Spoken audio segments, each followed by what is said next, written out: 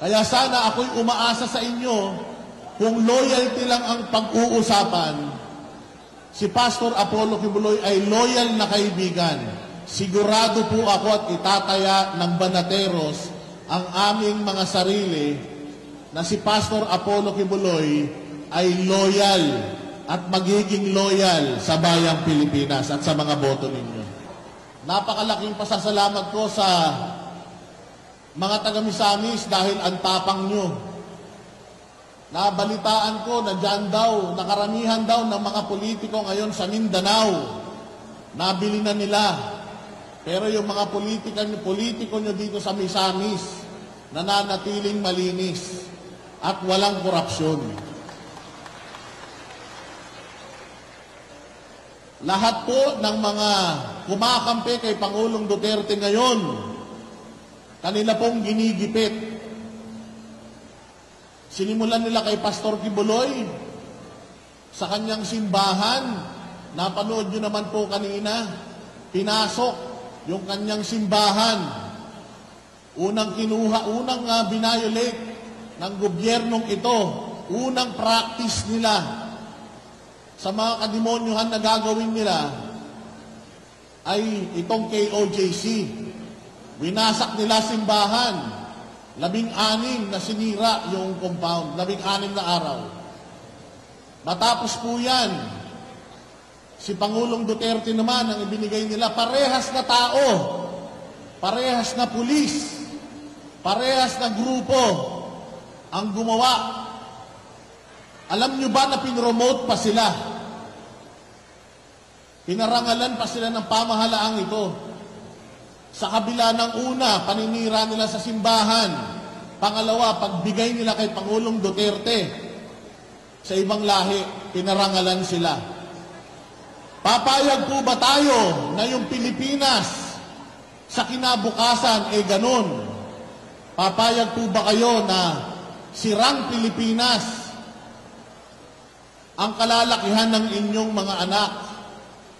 Nakakalungkot po yun kasi napanood nyo po yung hearing sa Senado patungkol doon sa ICC, yung pagkakadakip kay Pangulong Duterte.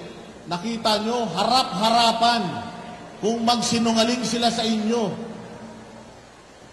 Walang kakurap-kurap, walang kagatul-gatul.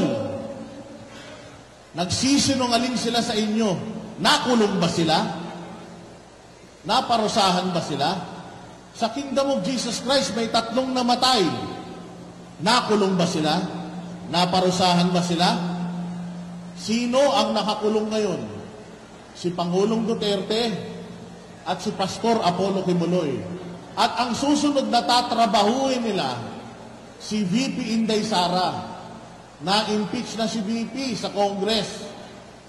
Nasa kamay na po ng mga senador kung siya'y mai-impeach. Tandaan po natin, pag na-impeach si VP Sara, meron pong perpetual disqualification yan. Ibig sabihin, kahit na anong posisyon sa gobyerno, hindi na siya pwedeng tumakbo. Ang gusto po talaga nila, mag-resign si VP Sara.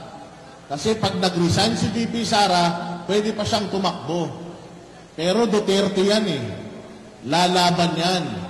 Katulad din yan ni Pastor Apollo Kibuloy.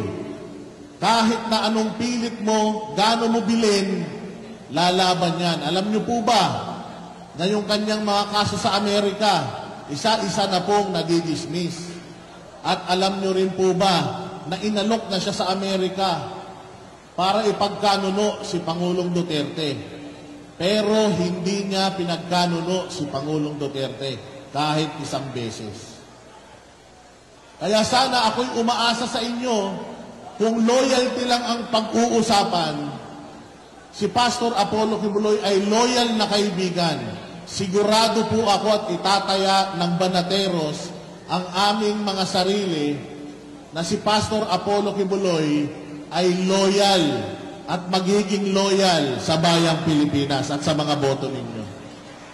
Tulungan po natin si Pastor, isampal natin sa pagmumukha nila na ang nagkakaisang Mindanao ay hindi kailanman kayang talunin ng Luzon at Visayas. Tama po ba yun?